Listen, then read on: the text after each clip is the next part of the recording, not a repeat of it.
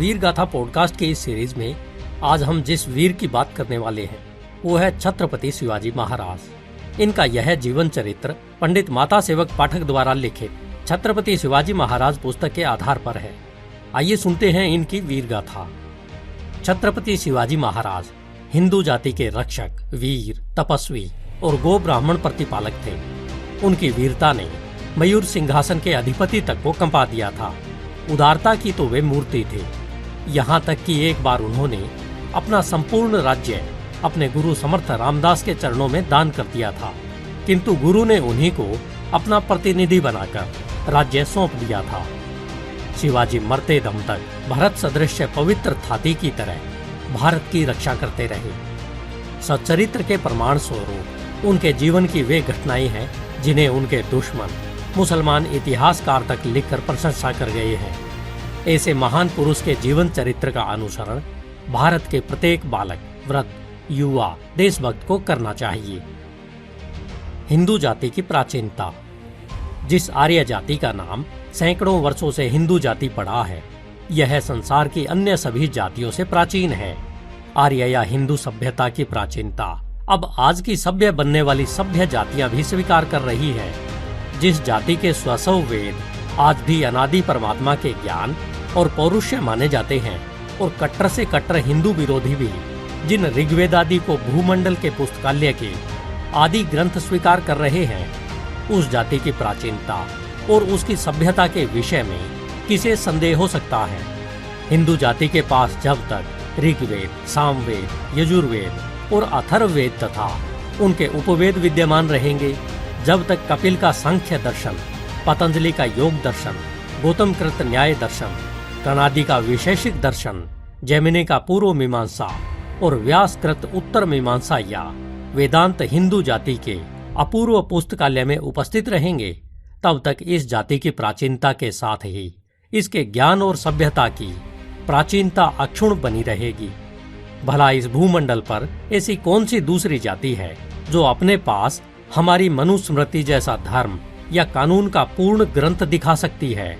ऐसी दूसरी कौन सी जाति है जिसकी भाषा हिंदू जाति की संस्कृत जैसी परिष्कृत और सर्वांग संपन्न हो? पाणिनि के अष्टाध्यायी का सार पूर्ण व्याकरण अन्य किस जाति की भाषा का है? रामायण और महाभारत जैसे इतिहास ग्रंथ अन्य किस जाति के पास मिल सकते हैं? इनके अतिरिक्त अन्य विद्याओं और कलाओं से हिंदू जाति का भाषा भंडार उस समय के बहुत पहले से परिपूर्ण है, जब आज की सभ्य बनने वाली जातियां वनों और पर्वतों में भटकती और पशु जीवन बिताती फिरती थी।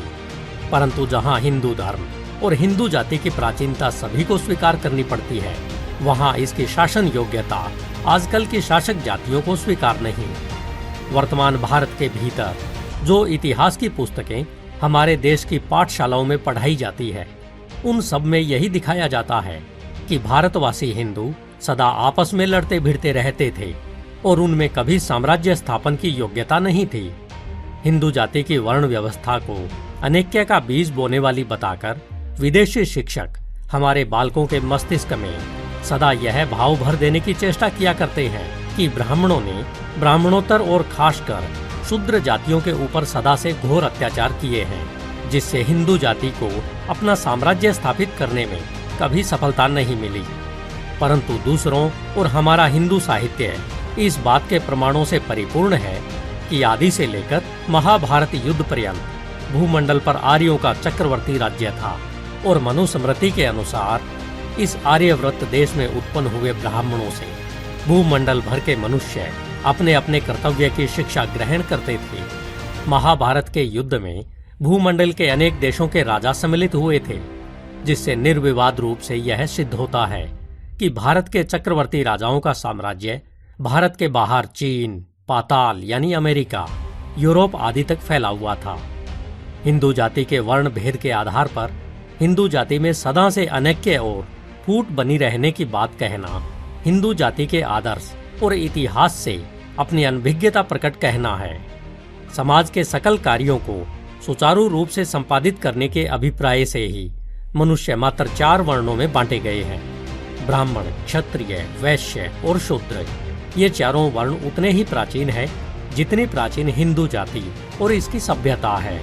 हमारे पौरुषीय वेदों में यह वर्ण व्यवस्था विद्यमान है, परंतु यह वर्ण व्यवस्था मनुष्य जाति के कल्याण के लिए थी, परस्पर ऊंच नीच का भाव फैलाने या छोटे बड़े के विचार से नहीं। इसलिए ब्राह्मण, क्षत्रिय, वैश्य और शूद्र ये चारों ही वर्ण एक ही विराट परमात्मा के अंग बताए गए हैं। ब्राह्मण को विराट परमात्मा का मुख, क्षत्रियो को बाहु, वैश्य को उरु या जंघा और शूद्र को पग बता वर्ण व्यवस्था की गई है, जिसमें इसके कारण मनुष्यों में अनुचित जाति भेद न पैदा हो। जिस प्रकार मुख, बाहु, उरु और पग में कोई किसी से बड़ा या अधिक महत्व का नहीं सिद्ध किया जा सकता और न कोई किसी से हीन ही ठहराया जा सकता है, उसी प्रकार हिंदू जाति की वर्ण व्यवस्था की भी अवस्था है।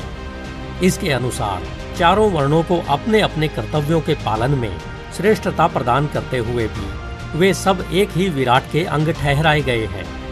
अनेकता में एकता का ऐसा सुंदर भाव दूसरी जाति की व्यवस्था के भीतर और कहाँ है। जब तक हिंदू जाति के बने हुए दिन थे, तब तक इस वर्ण व्यवस्था की मर्यादा भी स्थिर थी और इसके उद्देश्य के विपरीत कोई कार्य नहीं होता था। किंतु हिंदू जाति के पतन के साथ ही यह व्यवस्था भी स्वरूप भ्रष्ट हो चली और चार वर्णों के स्थान में आज इसी हिंदू जाति के भीतर अगणित जातियां और उपजातियां बन गई हैं, जो निसंदेह है जाति के शरीर को अनैक्य और फूट के कारण जर्जर बना रही है। परंतु वर्तमान जाति भेद को हमारी उच्चतम वर्ण व्यवस्था के सिर मढ़ना केवल उन्हीं को शोभा दे सकता है जो हमारे कोमलमती बालकों के मस्तिष्क में यह बात सदा के लिए भर देना चाहते हैं कि हमारे पूर्वज ऐसे जंगली और गंवार थे कि मनुष्य जाति के भीतर ऊंच नीच का भाव पैदा कर सदा आपस में लड़ते ही भिड़ते रहते थे और इसी से वे स्वराज्य करने तथा साम्राज्य स्थापित करने के योग्य कभी नहीं हो सके थे।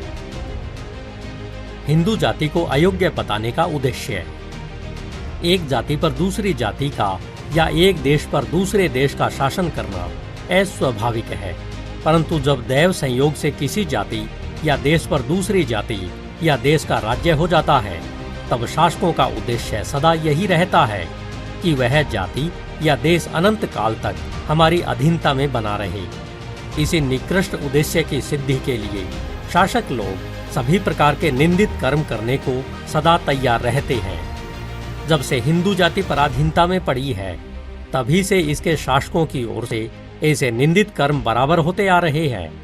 जब मुसलमानों ने इसके ऊपर अपना शासन जमाया था, तब उन्होंने इसे हेय ठहराने के लिए सब प्रकार के उपायों से काम लिया था।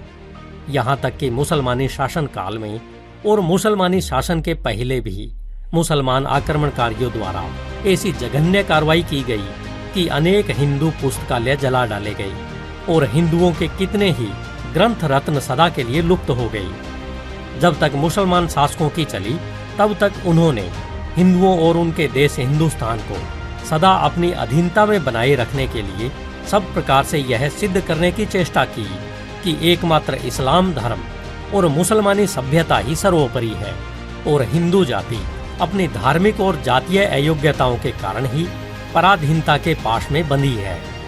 उनके बाद यूरोपियनों की बारी आई और मुसलमानों से भारत का शासन किसी न किसी तरह अपने हाथ में लेकर अब हमारे ये शिक्षक हमारे बालकों और पश्चिमी शिक्षा दीक्षा प्राप्त युवकों को यह विश्वास करा देने की सतत चेष्टा करते रहते हैं कि हिंदू जाति में न कभी एकता थी और न आगे ही उसका होना संभव है। साथ ही इन महाप्रभुओं की ओर से बराबर यह भी दर्शाने की चेष्टा होती रहती है कि स्वयं परमात्मा ने ही भारत के कल्याण के हेतु अंग्रेजों के हाथ में भारत की शासन व्यवस्था सौंप रखी है, जिसे ये अंग्रेज यदि अपने हाथ से निकाल भारतीयों को सौंप दें तो वह परमात्मा के सौंपे हुए काम को छोड़ना होगा और जिस दिन भारत का राज्य भारतीयों को सौंप अंग्रेज चले जाएंगे, उसी दिन भारत में लूटमार और हत्या की भरमार होने से भारत गारत हो जाएगा।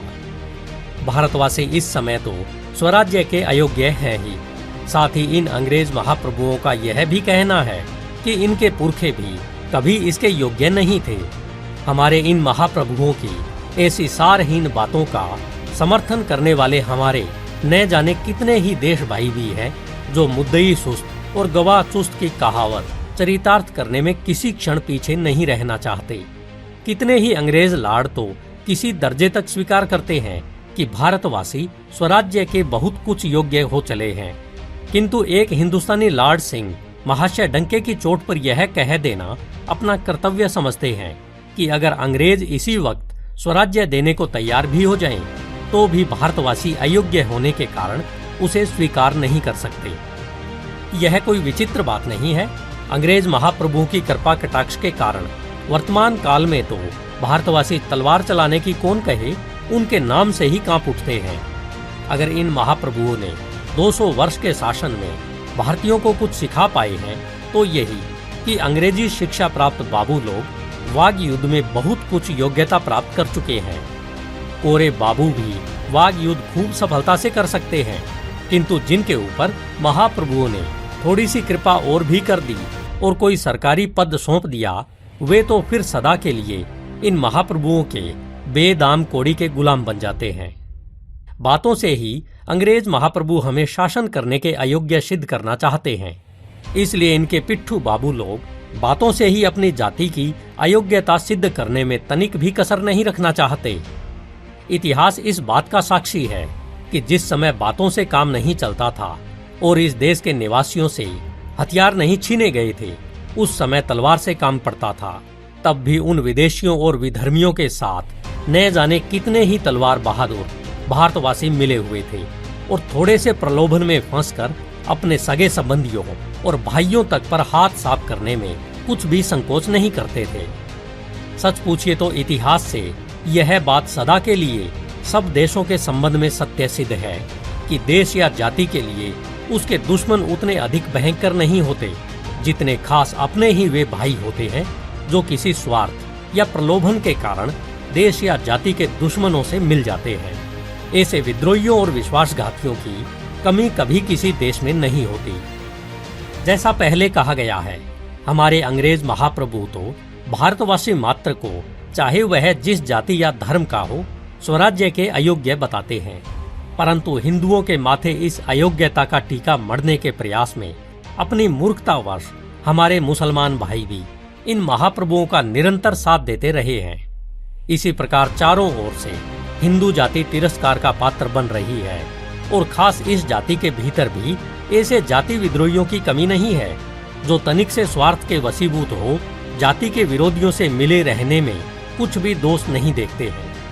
हमारे महाप्रभुओं का हमें अयोग्य बताते रहने का उद्देश्य तो स्पष्ट ही है, किंतु इस बात में उनका साथ देने वाले मुसलमानों या अपने ही जाति भाइयों का उद्देश्य निसंदेह महाघृणित है।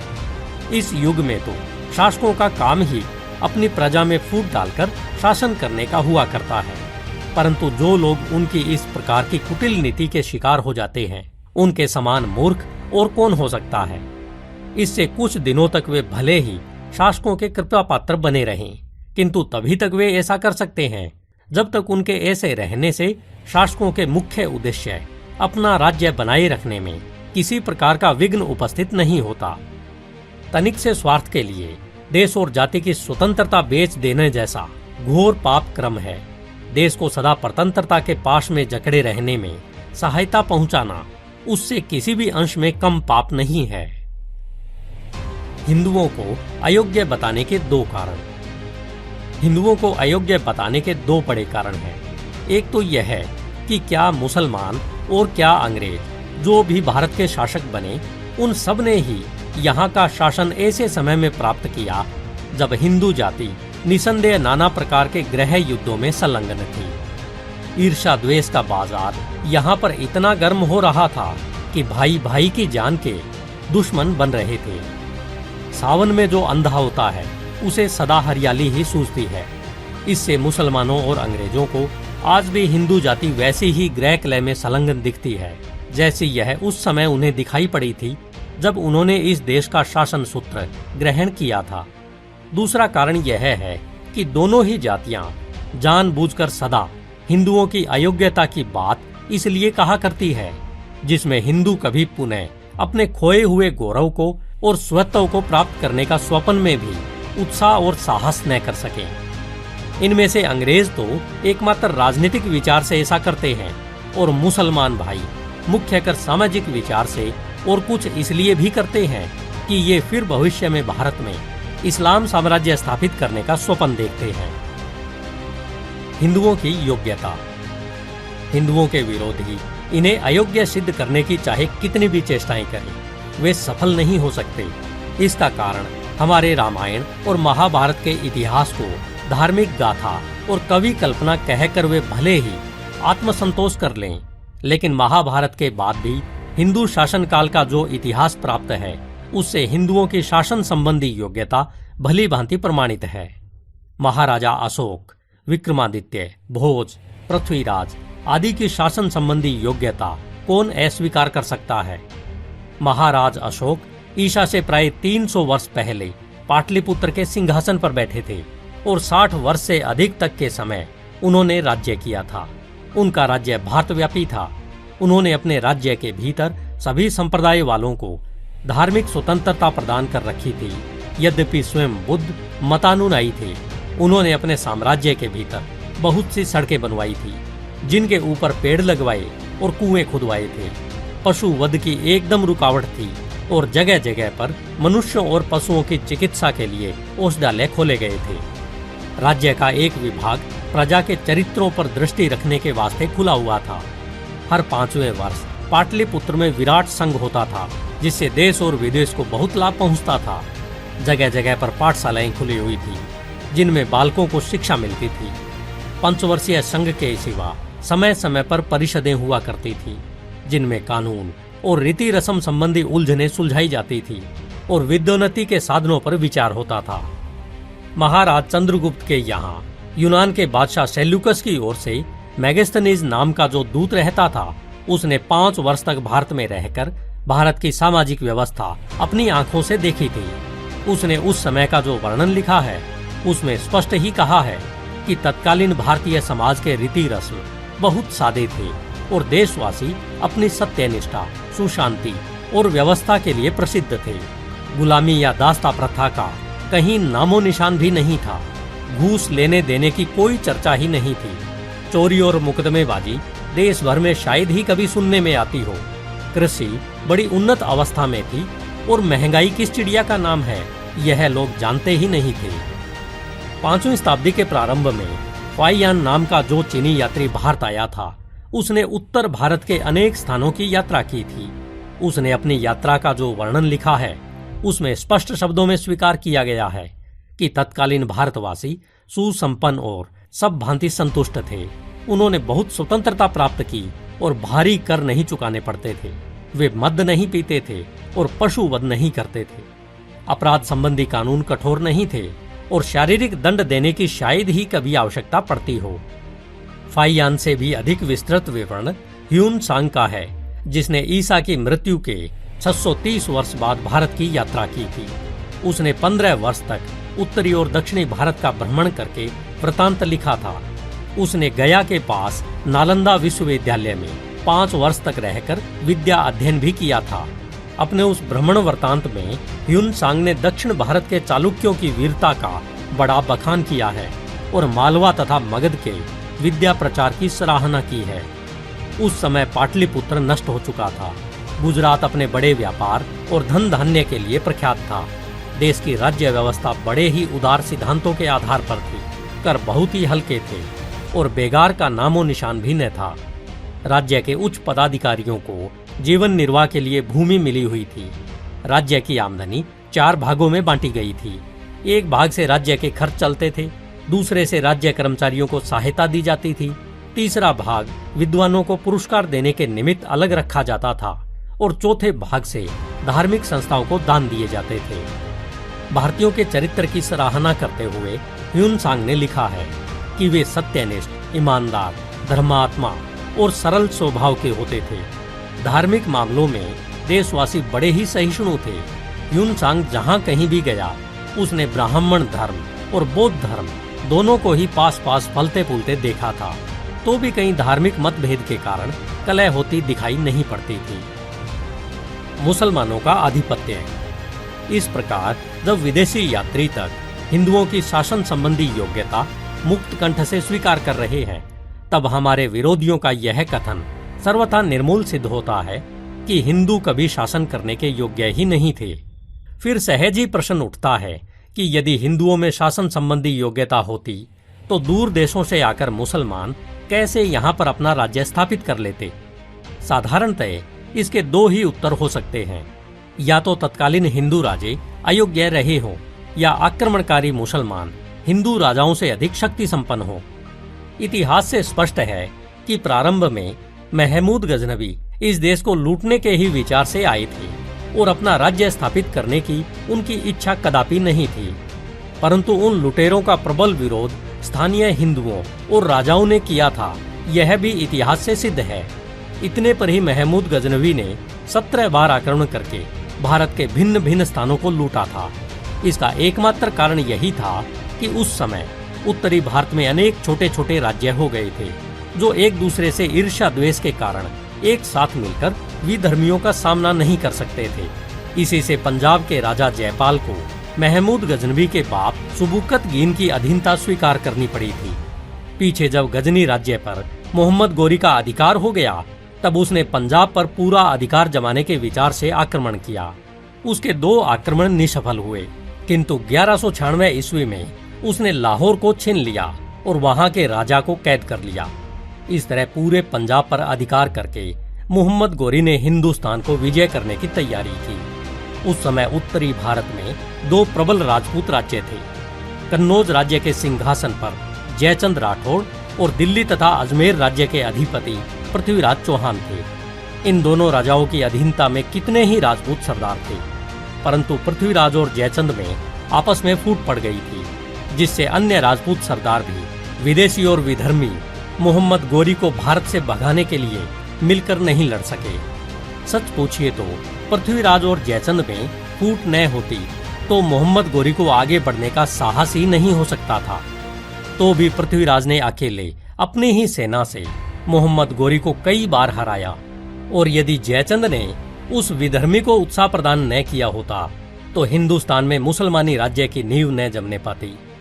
परंतु जिस पारस्परिक फूट का बदला चुकाने के लिए जयचंद ने एक विधर्मी विदेशी की शरण ली थी, उसी के कारण पृथ्वीराज की हार हुई और पापी जयचंद ने सदा के लिए हिंदुओं के ऊपर विदेशियों और विधर्मियों का राज्य स्थापित करा दिया।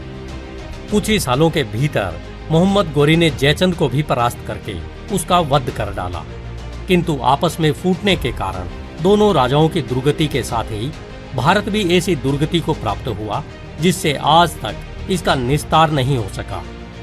जयचंद का वध करने के उपरांत मोहम्मद गोरी ने उत्तर भारत के अन्य कई छोटे राज्यों पर भी विजय प्राप्त की और 12वीं शताब्दी समाप्त होते होते मुसलमान उत्तर भारत के बहुत बड़े भाग के अधिपति बन बैठे। धीरे धीरे समस्त उत्तरी भारत मुसलमानों के अधिकार में आ गया और दक्षिण भारत पर भी उनकी चढ़ाइयां होने लगी।